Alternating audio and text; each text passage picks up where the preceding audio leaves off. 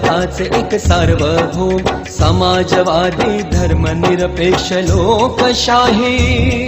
गणराज्य घडवण्याचा व त्याच्या सर्व नागरिकास सामाजिक आर्थिक व राजनैतिक न्याय विचार अभिव्यक्ती विश्वास श्रद्धा व उपासना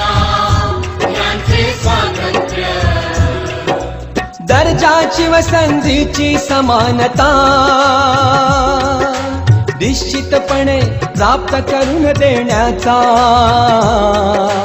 आणि त्या सर्वांमध्ये व्यक्तीची प्रतिष्ठा व राष्ट्राची एकता